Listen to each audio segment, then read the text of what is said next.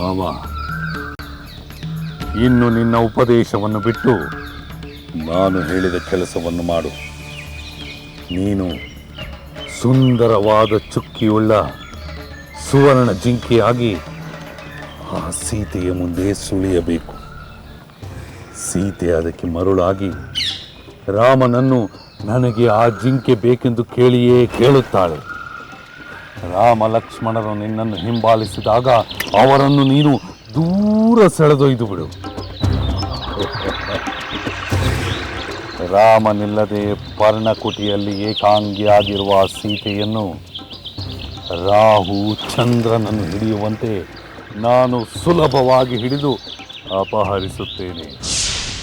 ಆಗಲೇ, ನೀನು ಹೇಳಿದಂತೆಯೇ ಆಗಲಿ.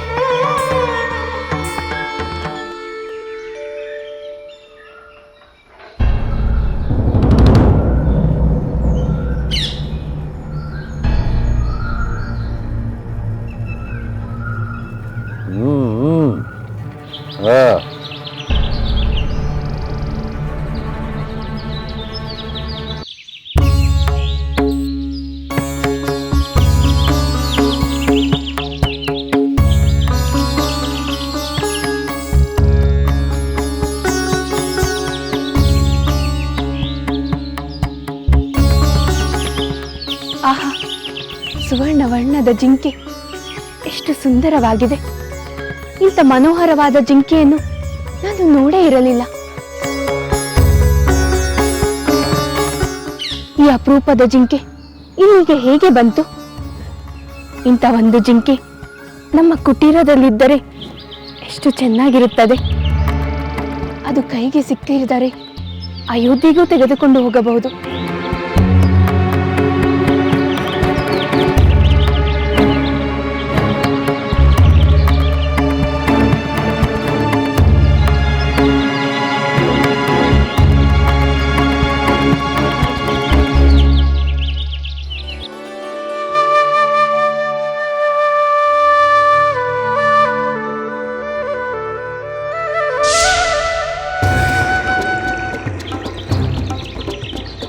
ನನ್ನ ಸ್ವಾಮಿಗೆ ಹೇಳಿದರೆ ಖಂಡಿತ ಈ ಚಂದದ ಜಿಂಕೆಯನ್ನು ನನಗೆ ತಂದು ಕೊಡುತ್ತಾರೆ. ಹೌದು, ಅದೇ ಸರಿ.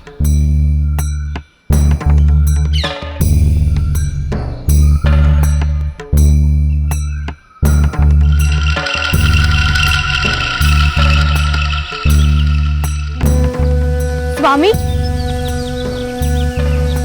ಸ್ವಾಮಿ, ಸ್ವಾಮಿ,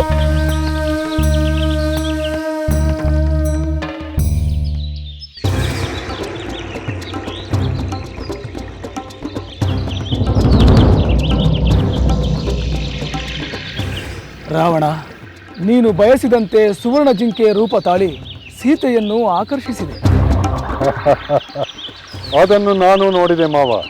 ನಿನ್ನ ಅಭಿನಯ ಅದ್ಭುತ, ಅದ್ಭುತ. ಈಗ ಈ ರಾಮ ಲಕ್ಷ್ಮಣರು ನಿನ್ನನ್ನು ಹಿಡಿಯಲು ನಿನ್ನನ್ನು ಹಿಂಬಾಲಿಸುತ್ತಾರೆ. ಅವರನ್ನು ಕಾಡಿನಲ್ಲಿ ಬಹುದೂರ ಕರೆದುಕೊಂಡು ಹೋಗು. ಆಮೇಲೆ ಆಗಲಿ ಲಂಕೇಶ್ವರ, ನೀನು ಹೇಳಿದಂತೆಯೇ ಮಾಡುತ್ತೇನೆ.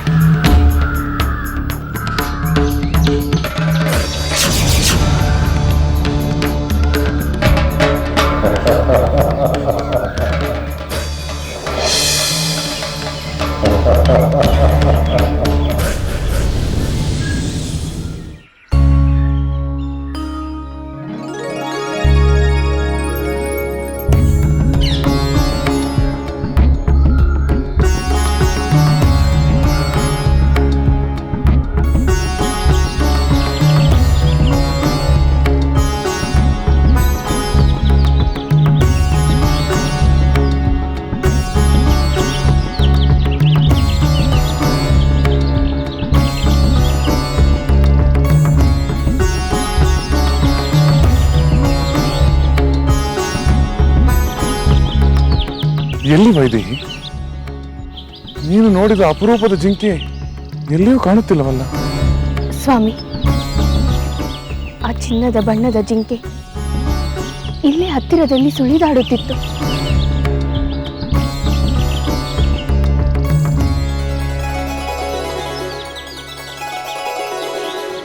ಸ್ವಾಮಿ, ಅಲ್ಲಿ ನೋಡಿ, ಆ ಮನೋಹರವಾದ ಜಿಂಕೆ ಅಲ್ಲಿ ಇದೆ.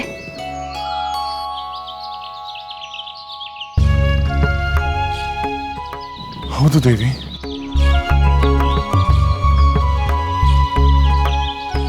ನಿನ್ನ ಮಾತು ನಿಜ ದೇವಿ. ಇಂತಹ ಸುಂದರವಾದ ಜಿಂಕೆಯನ್ನು ನಾನು ಎಂದೂ ಕಂಡಿಲ್ಲ. ಎಂತಹ ಬಣ್ಣ, ಎಂತಹ ಹೊಳಪು, ಎಂತಹ ಚಂಚಲವಾದ ಕಣ್ಣುಗಳು.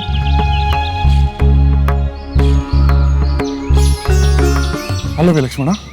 ಹೌದು ಸಹೋದರ, ಇದು ಸಾಮಾನ್ಯವಾದ ಜಿಂಕೆ ಅಲ್ಲ.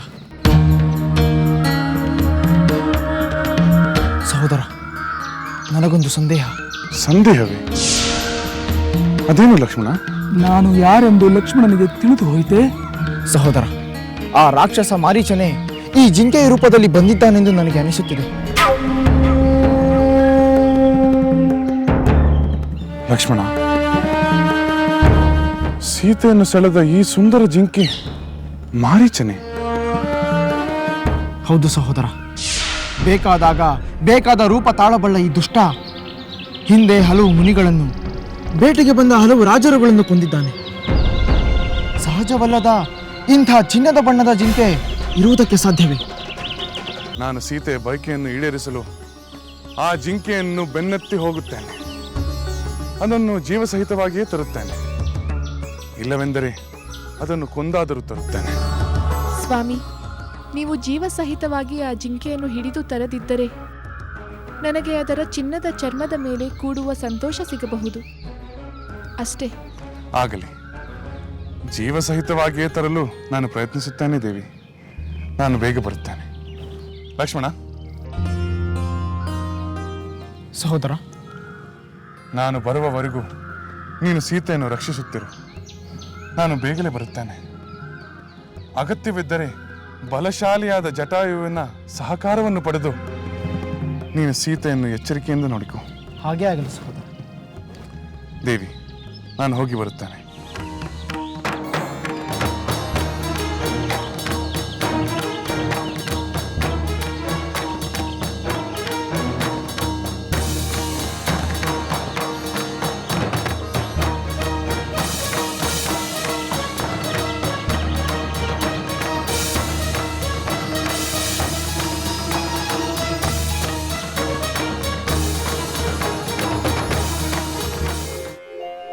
ಮಾಯಾಮೃಗದ ಬೆನ್ನಟ್ಟಿದ ಶ್ರೀರಾಮ, ಮಾಯಾಮೃಗದ ಬೆನ್ನಟ್ಟಿದ ಶ್ರೀರಾಮ.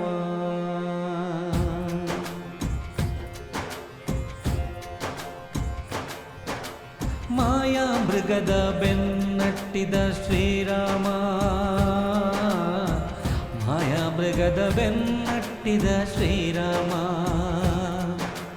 ಮಾಯಾಮೃಗದ ಬೆನ್ನಟ್ಟಿದ ಶ್ರೀರಾಮ, ಮಾಯಾಮೃಗದ ಬೆನ್ನಟ್ಟಿದ ಶ್ರೀರಾಮ. ಸಾಧ್ವಿ ಸೀತೆಯ ಬಯಕೆಗಾಗಿ ಮಡದಿ ಮೇಲಿನ ಮೋಹಕ್ಕಾಗಿ ಸ್ವರ್ಣ ಜಿಂಕೆಯ ಜಾಡು ಹಿಡಿದು ಎಲ್ಲ ತಿಳಿದು ತಿಳಿಯದಂತೆ,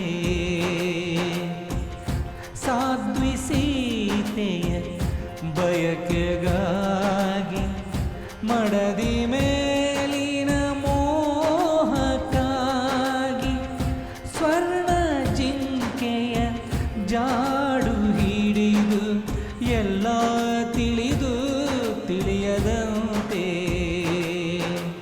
ಮಾಯಾಮೃಗದ ಬೆನ್ನಟ್ಟಿದ ಶ್ರೀರಾಮ, ಮಾಯಾಮೃಗದ ಬೆನ್ನಟ್ಟಿದ ಶ್ರೀರಾಮ, ಮಾಯಾಮೃಗದ ಬೆನ್ನಟ್ಟಿದ ಶ್ರೀರಾಮ, ಮಾಯಾಮೃಗದ ಬೆನ್ನಟ್ಟಿದ ಶ್ರೀರಾಮ. ಲಕ್ಷ್ಮಣ, ಅತ್ತಿಗೆ, ಎಷ್ಟು ಹೊತ್ತಾಯಿತು? ಸ್ವರ್ಣ ಜಿಂಕೆಯನ್ನು ಬೆನ್ನಟ್ಟಿ ಹೋದ ನನ್ನ ಸ್ವಾಮಿ ಇನ್ನೂ ಏಕೆ ಬರಲಿಲ್ಲ? ಆ ಜಿಂಕೆ ಇನ್ನೂ ಕೈಗೆ ಸಿಕ್ಕಿಲ್ಲವೆಂದು ಕಾಣುತ್ತದೆ. ಅದನ್ನು ಹಿಡಿಯಲಾಗದಿದ್ದರೆ ಕೊಂದಾದರೂ ತರುತ್ತೇನೆ ಎಂದು ಹೇಳಿದರು. ಮಹಾವೀರರಾದ ನನ್ನ ಸ್ವಾಮಿಗೆ ಒಂದು ಜಿಂಕೆಯನ್ನು ಹಿಡಿಯಲು ಇಷ್ಟು ಸಮಯ ಬೇಕೆ? ಅತ್ತಿಗೆ, ನೋಡಿದೊಡನೆ ಅದು ನಿಜವಾದ ಜಿಂಕೆಯಲ್ಲ, ಮಾಯಾ ಜಿಂಕೆ ಎಂದು ನನಗೆ ಅನಿಸಿತು. ಆ ಜಿಂಕೆ ರಾಕ್ಷಸ ಮಾಯೆಯಾದರೆ ಅದನ್ನು ಸಂಹರಿಸುವೆ ಎಂದು ಸಹೋದರ ಹೇಳಿದ್ದಾನೆ. ಏನೇ ಆದರೂ ಆ ಮಾಯಾ ಗೀಯಗಳೆಲ್ಲ ನಮ್ಮ ರಾಮಚಂದ್ರನ ಮುಂದೆ ನಡೆಯುವುದಿಲ್ಲ. ಆ ಅಸುರನನ್ನು ಅವನು ಖಂಡಿತ ಕೊಂದು ಬರುತ್ತಾನೆ. ನೀವು ಚಿಂತಿಸಬೇಡಿ. ಮಾಯಾ ಮೃಗದ ಬೆನ್ನಟ್ಟಿದ ಶ್ರೀರಾಮ, ಮಾಯಾ ಮೃಗದ ಬೆನ್ನಟ್ಟಿದ ಶ್ರೀರಾಮ, ಲಂಕೆಯ ರಸನ ಅಣತಿಯಂತೆ ಬಿಂಕವಾಗಿ ಸಾಗೋ ಜಿಂಕೆ, ಲಂಕೆಯ ರಸನ ಅಣತಿಯಂತೆ ಬಿಂಕವಾಗಿ ಸಾಗೋ ಜಿಂಕೆ, ಮಾಯದಾಟ ಮುಗಿದ ಮೇಲೆ, ಮಾಯದಾಟ ಮುಗಿದ ಮೇಲೆ ರಾಮ ಬಾಣಕ್ಕೆ ಮಡಿವ ಜಿಂಕೆ, ಮಾಯಾ ಮೃಗದ ಬೆನ್ನಟ್ಟಿದ ಶ್ರೀರಾಮ, ಮಾಯಾ ಮೃಗದ ಬೆನ್ನಟ್ಟಿದ ಶ್ರೀರಾಮ. ಎಲೆ ಸ್ವರ್ಣ ಜಿಂಕಿ, ನೀನು ನನ್ನನ್ನು ಸಾಕಷ್ಟು ದಣಿಸಿದೆ. ಈ ಅರಣ್ಯದೆಲ್ಲ ನನ್ನನ್ನು ಅಲೆದಾಡಿಸಿದೆ. ಈಗ ನೀನು ನನ್ನ ಕಣ್ಣುಗಳಿಂದ ಮರೆಯಾಗಲು ನಾನು ಬಿಡುವುದಿಲ್ಲ. ನೀನು ಮರೆಯಾದರೂ ಈ ನನ್ನ ಬಾಣ ನಿನ್ನನ್ನು ಬಿಡುವುದಿಲ್ಲ.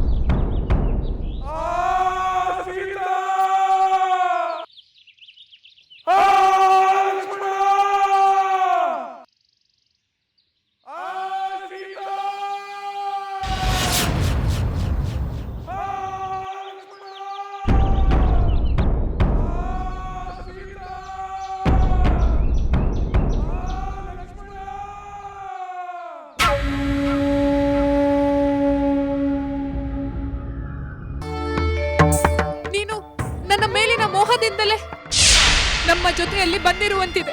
ಶಿವ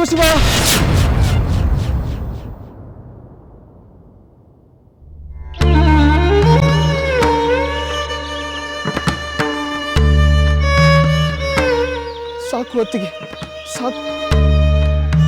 ಕಾದ ಸೀಸದಂತಹ ಕಠಿಣವಾದ ಮಾತುಗಳನ್ನು ಆಡಬೇಡಿ. ನಾನು ನಿಮ್ಮನ್ನು ಹೆತ್ತ ತಾಯಿಯಂತೆ ಕಾಣುತ್ತಿದ್ದೇನೆ. ಮೃತ್ಯುವಿಗಿಂತಲೂ ಕ್ರೂರವಾದ ಇಂತಹ ಕಠಿಣವಾದ ಮಾತುಗಳನ್ನಾಡಲು ನಿಮಗೆ ಹೇಗಾದರೂ ಮನಸ್ಸು ಬಂತು ಮಾತೆ? ಸಹೋದರನ ಆಜ್ಞೆಯನ್ನು ಪಾಲಿಸುವುದು ನನ್ನ ಧರ್ಮವೆಂದು ನಿಮಗೆ ತಿಳಿಯದೆ, ಇದು ರಾಕ್ಷಸರ ಮಾಯೆ ಎಂದು ಎಷ್ಟು ಸಾರಿ ಹೇಳಿದರೂ ನೀವು ಏಕೆ ಅರ್ಥ ಮಾಡಿಕೊಳ್ಳುತ್ತಿಲ್ಲ? ದೂಷಣರನ್ನು ಕೊಂದು ನಾವು ರಾಕ್ಷಸರ ವೈರತ್ವವನ್ನು ಕಟ್ಟಿಕೊಂಡಿದ್ದೇವೆ. ಮಾಯಾವಿಗಳಾದವರು ಯಾವ ಕ್ಷಣದಲ್ಲಿ ಏನು ಕೇಡು ಮಾಡುವರೋ ಹೇಳಲಾಗುವುದಿಲ್ಲ. ಅಸಹಾಯ ಶೂರನಾದ ರಾಮಚಂದ್ರನ ಕ್ಷೇಮದ ಬಗ್ಗೆ ನೀವೇಗೆ ಆತಂಕ ಪಡುತ್ತೀರಿ?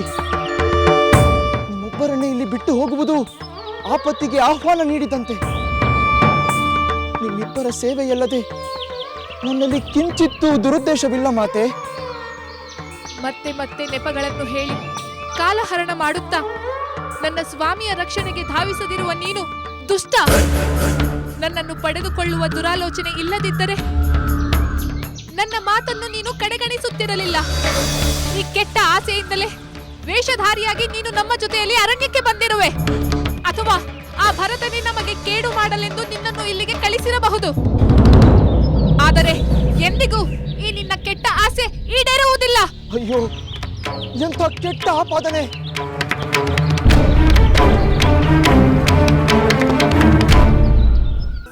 ಆಗಲಿ, ನಾನು ರಾಮನ ಬಳಿಗೆ ಹೋಗುತ್ತೇನೆ.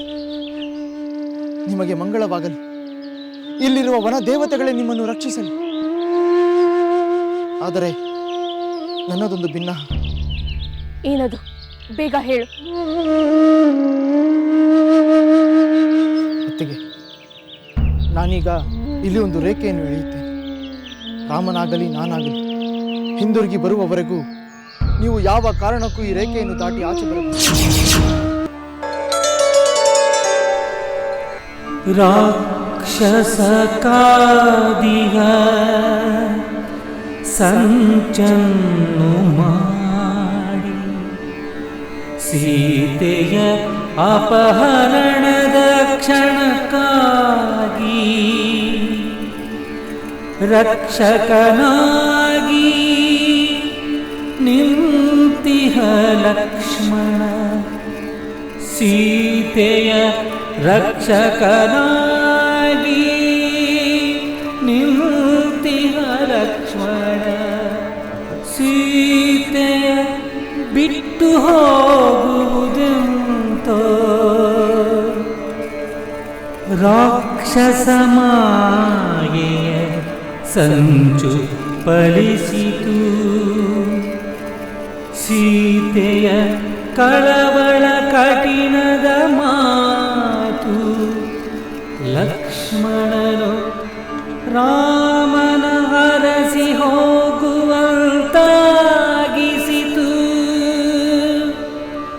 ರಾಕ್ಷಸ ಮಾಯೆಯ ಸಂಚು ಫಲಿಸಿತು.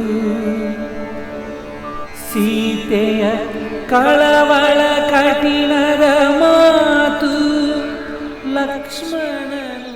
ಮನಸ್ಸು ಏಕೋ ಅಧೀರವಾಗುತ್ತಿದೆ. ಯಾವುದೋ ಅಪಶಕನದ ಸೂಚನೆ ಇರುವಂತಿದೆ.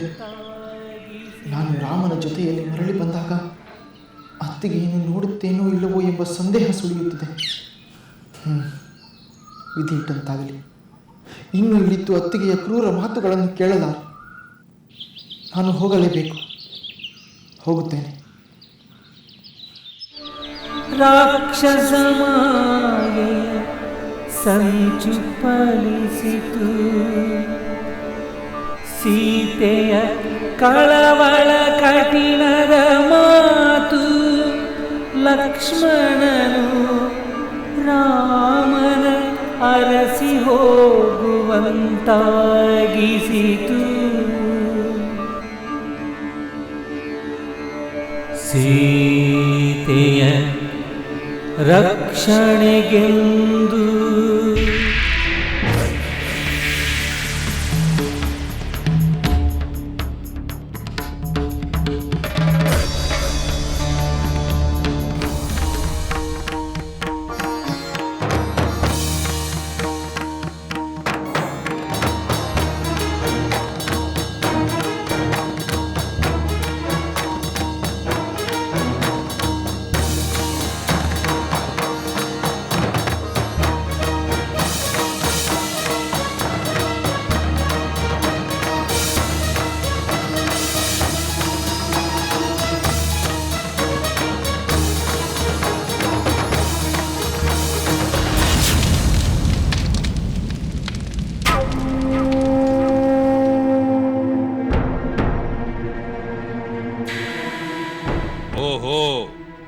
ಸೀತೆಯ ರಕ್ಷಣೆಗೆಂದು ಹಾಕಿದ ಈ ಲಕ್ಷ್ಮಣ ರೇಖೆಯು ಇಷ್ಟೊಂದು ಶಕ್ತಿಯುತವೇ?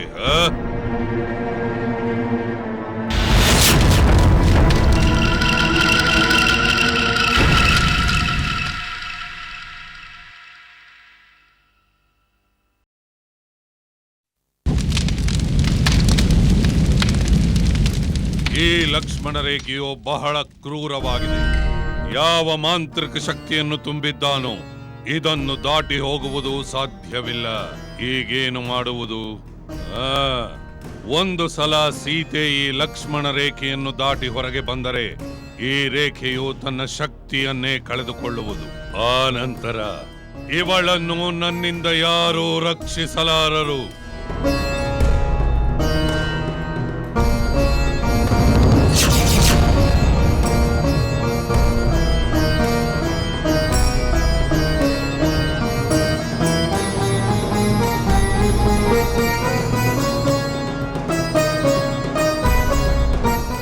ಭವತಿ ಭಿಕ್ಷಾಂದೇಹಿ.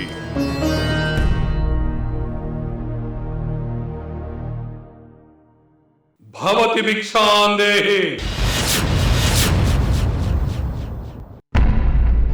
ವಿಪ್ರೋತ್ತಮರಿಗೆ ವಂದನೆಗಳು.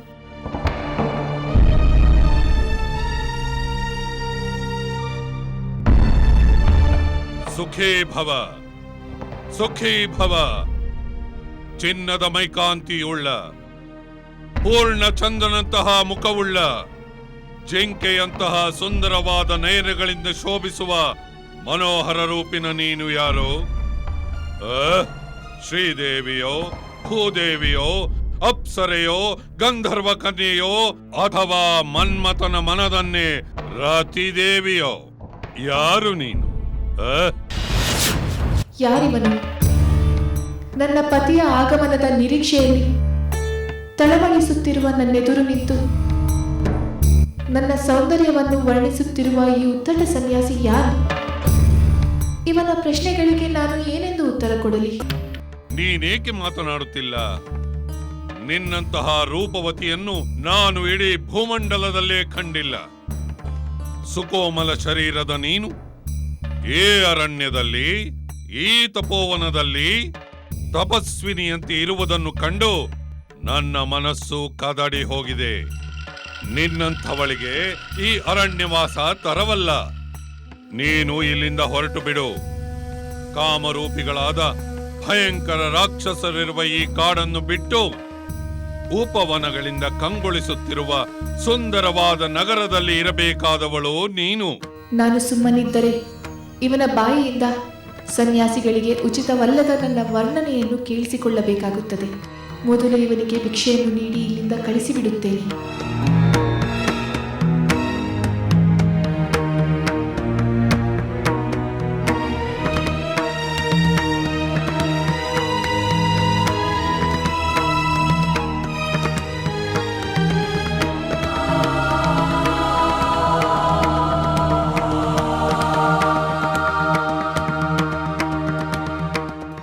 ಬ್ರಾಹ್ಮಣೋತ್ತಮ, ಅರಣ್ಯದಲ್ಲಿ ದೊರೆಯುವ ಉತ್ತಮವಾದ ಫಲಗಳನ್ನು ತಂದಿದ್ದೇನೆ.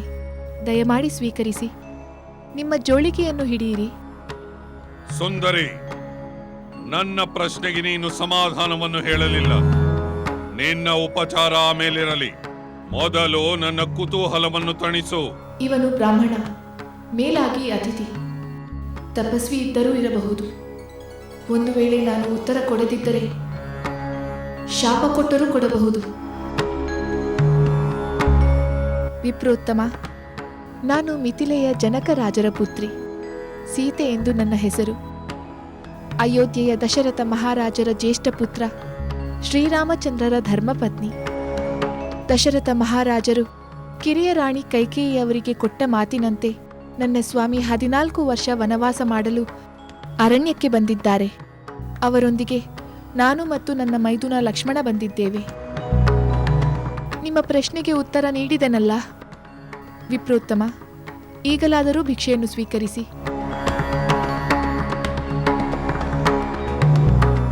ಸುಂದರಿ, ಸನ್ಯಾಸಿಗಳಾದವರು ಸಂಸಾರಿಗಳ ವಸತಿಯ ಗಡಿಯನ್ನು ದಾಟಬಾರದು. ನೀನೇ ಸ್ವಲ್ಪ ಮುಂದೆ ಬಂದು ನನ್ನ ಜೋಳಿಗೆಗೆ ಭಿಕ್ಷೆಯನ್ನು ಹಾಕು.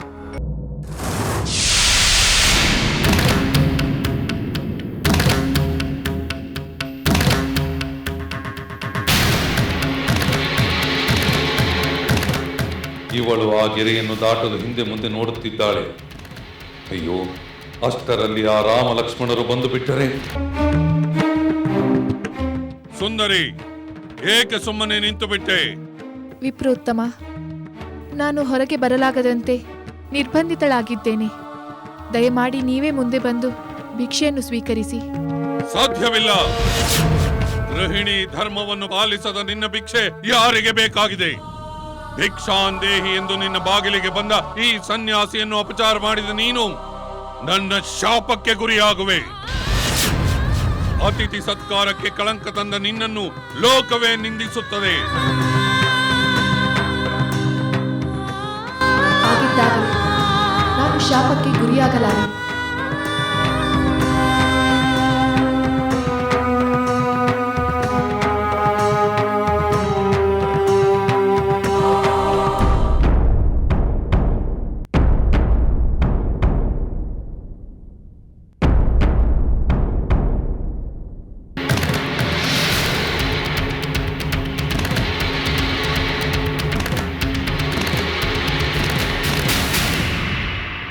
ತೆಗೆದುಕೊಳ್ಳಿ, ಭಿಕ್ಷೆಯನ್ನು ಸ್ವೀಕರಿಸಿ.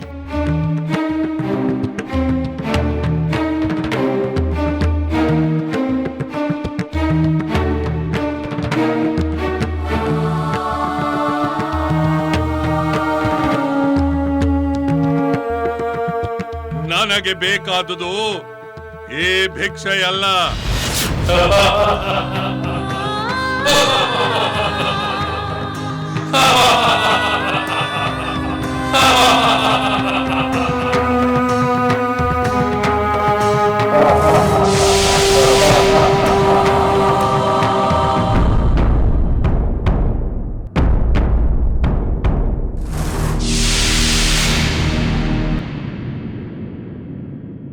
ಎಲ್ಲವೋ ಮಾಯಾವಿ, ವಿಪ್ರನ ವೇಷದಲ್ಲಿ ನನ್ನನ್ನು ವಂಚಿಸಲು ಬಂದಿರುವ ನೀನ್ಯಾರು? ನಾನು ನಿನ್ನನ್ನು ವಂಚಿಸಲು ಬಂದಿಲ್ಲ ಸುಂದರಿ, ಮೋಹಿಸಲು ಬಂದಿದ್ದೇನೆ. ನಾನ್ಯಾರ? ನನ್ನ ಭುಜಬಲ ಪರಾಕ್ರಮದಿಂದ ಸಕಲ ಲೋಕಗಳನ್ನು ಗಾಢನೆ ನಡುಗಿಸುವ ಲಂಕಾಧೀಶ್ವರ, ಪೌಲಸ್ತ್ಯ ಕುಲೋದ್ಭವ, ವಿಶ್ವವಸುವಿನ ಮಗ ದಶಕಂಠ ರಾವಣ.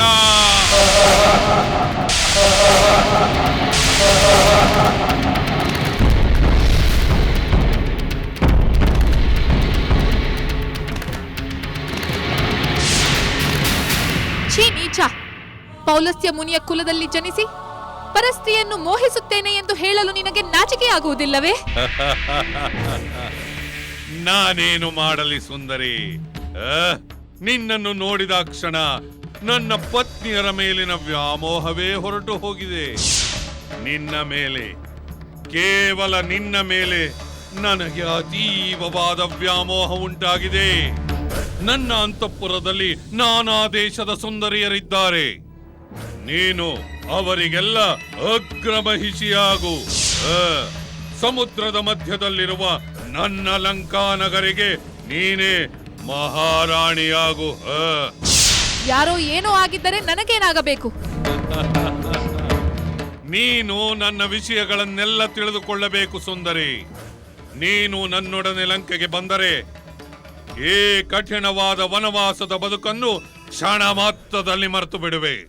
ನೀನು ನನ್ನ ಪತ್ನಿಯಾದರೆ ಸರ್ವಾಲಂಕಾರ ಭೂಷಿತಳಾಗಿ 5,000 ದಾಸಿಯರಿಂದ ಸೇವೆ ಮಾಡಿಸಿಕೊಳ್ಳುತ್ತಾ ಆನಂದದಿಂದಿರಬಹುದು. ಛೀ ದುರುಳ! ನಾನು ಮಹಾಗಿರಿಯಂತೆ ಅಚಲನಾದ, ಮಹಾಸಮುದ್ರದಂತೆ ಪ್ರಶಾಂತವಾದ, ಮಹೇಂದ್ರ ಸದೃಶರಾದ ನನ್ನ ಪತಿ ಶ್ರೀರಾಮನನ್ನು ಮಾತ್ರ ಅನುಸರಿಸತಕ್ಕವಳು. ದರಿದ್ರನಂತೆ ನಾರು ಮಡಿಯುಟ್ಟು ವನಚಾರಿಯಾದ ಆ ರಾಮನಿಂದೇನಾಗಬೇಕು? ನನ್ನನ್ನು ಹಿಂಬಾಲಿಸು. ಶೂರನು ರಸಿಕನು ಆದ ರಾವಣನ ವಶಳಾಗು ಸುಂದರಿ. ಭ್ರಮೆ, ಬರೀ ಭ್ರಮೆ. ನರಿಯಂತಿರುವ ನೀನು ಸಿಂಹಿಣಿಯಂತಿರುವ ನನ್ನನ್ನು ಬಯಸುತ್ತಿರುವೆ. ಸೂರ್ಯನ ಪ್ರಭೆಗಳನ್ನು ಹೇಗೆ ಮುಟ್ಟಲು ಸಾಧ್ಯವಿಲ್ಲವೋ ನೀನು ಹಾಗೆ ನನ್ನನ್ನು ಮುಟ್ಟಲಾರೆ. ನಿನ್ನ ವ್ಯರ್ಥಾಲಾಪವನ್ನು ಬಿಡು. ನೀನು ಲಂಕೆಯಲ್ಲಿ ಈ ರಾವಣನ ಪಟ್ಟಮಹಿಷಿಯಾಗಿ ಮೆರೆಯಲೇಬೇಕು. ಮೂಢ! ರಾಘವನ ಪ್ರಿಯ ಪತ್ನಿಯಾದ ನನ್ನನ್ನು ಬಯಸಿ ನೀನು ನಿನ್ನ ಕಣ್ಣುಗಳನ್ನು ಮುಳ್ಳುಗಳಿಂದ ಚುಚ್ಚಿಕೊಳ್ಳುತ್ತಿರುವೆ. ಕತ್ತಿಯ ಅಲಗನ್ನು ನಾಲಿಗೆಯಿಂದ ನೆಕ್ಕುತ್ತಿರುವೆ. ಕೊರಳಿಗೆ ಕಲ್ಲನ್ನು ಕಟ್ಟಿಕೊಂಡು ಸಮುದ್ರವನ್ನು ದಾಟುವ ಮೂರ್ಖನಂತೆ ನೀನು ನನ್ನನ್ನು ಬಯಸುತ್ತಿರುವೆ. ಸುಂದರಿ, ಆ ರಾಮನ ಮೇಲಿನ ಕುರುಡು ಪ್ರೇಮದಿಂದ ನನ್ನ ಮಹಾಶಕ್ತಿಯನ್ನು ಅರಿಯದಿರುವೆ. ಮಹಾಶಕ್ತಿ? ಎಂತಹ ಮಹಾಶಕ್ತಿ? ಕಳ್ಳನಂತೆ ನನ್ನನ್ನು ಅಪಹರಿಸಲು ಬಂದಿರುವ ನಿನ್ನ ಮಹಾಶಕ್ತಿಯನ್ನು ಅಭಿನಂದಿಸಬೇಕೆ? ನೀನೆಲ್ಲಿ? ನನ್ನ ರಾಮನೆಲ್ಲಿ? ಅಮೃತಕ್ಕೂ ನವಣಿಯ ಗಂಜಿಗೂ ಎಲ್ಲಿಂದ ಎಲ್ಲಿಯ ಹೋಲಿಕೆ? ಸಾಕು ಮಾಡು ಆ ನಿನ್ನ ರಾಮನ ಗುಣಗಾನವನ್ನು. ನನ್ನ ಪ್ರತಾಪವನ್ನು ಕೇಳು. 10 ತಲೆಗಳ ದಶಕಂಠನಾದ ನನಗೆ ದೇವದಾನವ ಯಕ್ಷ ಗಂಧರ್ವ ಕಿನ್ನರ ಕಿಂಪುರುಷಾದಿಗಳು ಹೆದರಿ ಗಾಢನೆ ನಡುಗುತ್ತಾರೆ. ಮೃತ್ಯುವಿಗೆ ಮೃತ್ಯುವಾಗಿರುವ ನಾನು ನಿನ್ನನ್ನು ಮೋಹಿಸಿರುವುದಕ್ಕೆ ನೀನು ಹೆಮ್ಮೆ ಪಡಬೇಕು ಸುಂದರಿ. ಅಯ್ಯೋ ಮೂರ್ಖ! ಇಂದ್ರನ ಪತ್ನಿ ಶಚಿದೇವಿಯನ್ನು ಅಪಹರಿಸಿ ಬದುಕಿದರೂ ಬದುಕಬಹುದು. ಆದರೆ ರಾಮನ ಪತ್ನಿಯಾದ ನನ್ನನ್ನು ಅಪಹರಿಸಿ ಖಂಡಿತ ನೀನು ಬದುಕಿರಲಾರೆ. ಏ ಸುಂದರಿ, ನನ್ನ ಶಕ್ತಿ ಸಾಮರ್ಥ್ಯಗಳನ್ನರಿಯದೆ ಬಡಬಡಿಸುತ್ತಿರುವೆ.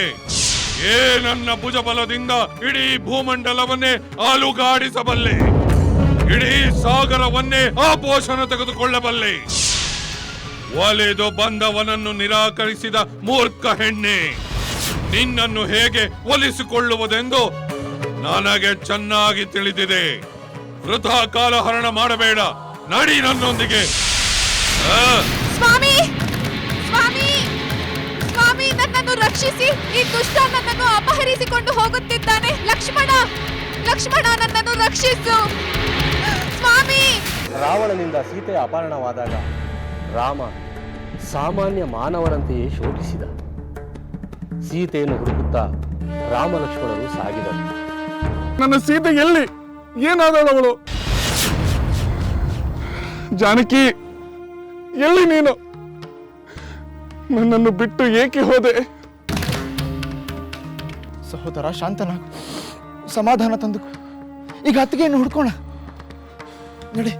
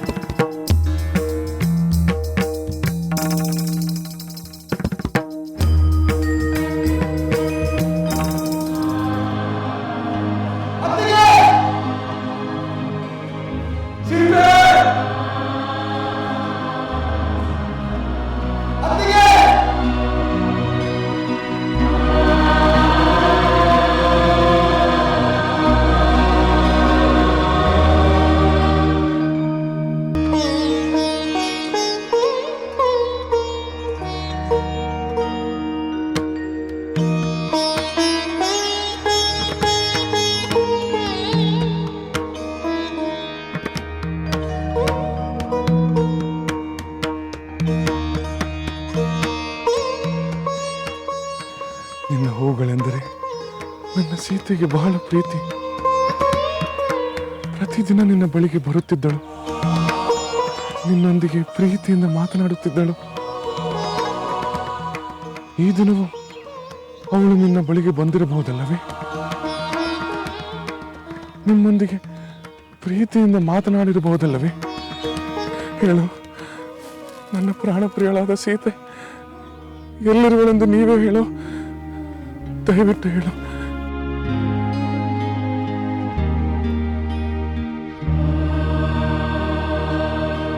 ಲಕ್ಷ್ಮಣ, ಆ ವೃಕ್ಷ ನೋಡು. ನನ್ನ ಸೀತೆಗೆ ಆ ವೃಕ್ಷವೆಂದರೆ ಬಹಳ ಮೋಹ. ಪ್ರತಿದಿನ ಇದರ ನೆರಳಿನಲ್ಲಿ ಬಂದು ಕುಳಿತುಕೊಳ್ಳುತ್ತಿದ್ದಳು.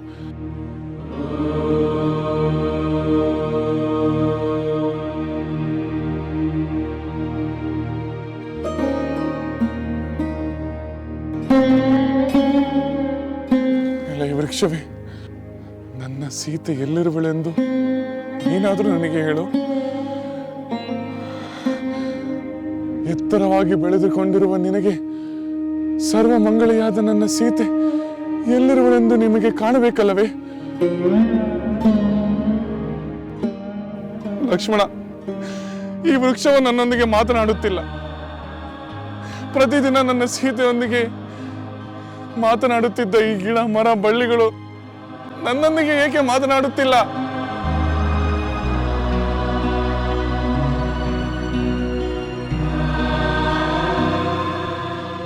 ಎಲ್ಲ ಜಿಂಕೆ ಮರಿಯೇ, ನಿನ್ನ ಕಣ್ಣುಗಳಂತೆ ಚಂಚಲವಾದ ಕಣ್ಣುಗಳನ್ನುಳ್ಳ ನನ್ನ ಜಾನಕಿ ಎಲ್ಲಿರುವನೆಂದು ನೀನಾದರೂ ನನಗೆ ತಿಳಿಸು. ಬೇಗ ಹೇಳು. ಅವಳನ್ನು ಕಾಣದೆ ಕಳವಳಿಸುತ್ತಿರುವ ನನ್ನ ಮೇಲೆ ಸ್ವಲ್ಪ ಕರುಣೆ ತೋರಿಸು. ಅಯ್ಯೋ ಲಕ್ಷ್ಮಣ, ಆ ಜಿಂಕೆಗೂ ನನ್ನ ಮೇಲೆ ಕರುಣೆ ಇಲ್ಲವಲ್ಲ? ನನ್ನ ಪ್ರಾಣ ಪ್ರಿಯ ಸೀತೆ ಎಲ್ಲಿರುವಳೆಂದು ಅದು ನನಗೆ ತಿಳಿಸುತ್ತಿಲ್ಲ.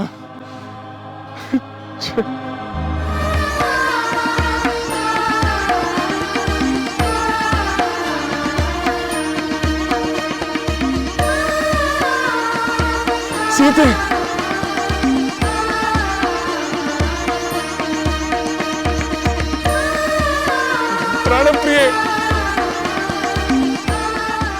ಹೋಗಬೇಡ, ನಿಲ್ಲು.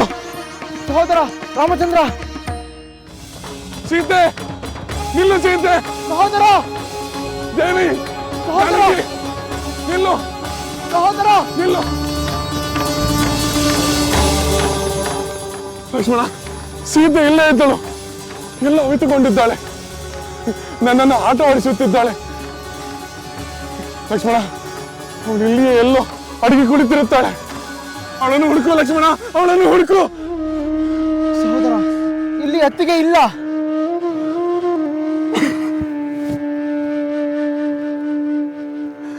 ಲಕ್ಷ್ಮಣ, ಸೀತೆ ಇಲ್ಲದೆ ನಾನು ಒಂದು ಕ್ಷಣ ಮಾತ್ರವೂ ಜೀವಿಸಲಾರೆ. ಸೀತೆ, ಜಾನಕಿ, ವೈದ್ಯರೇ!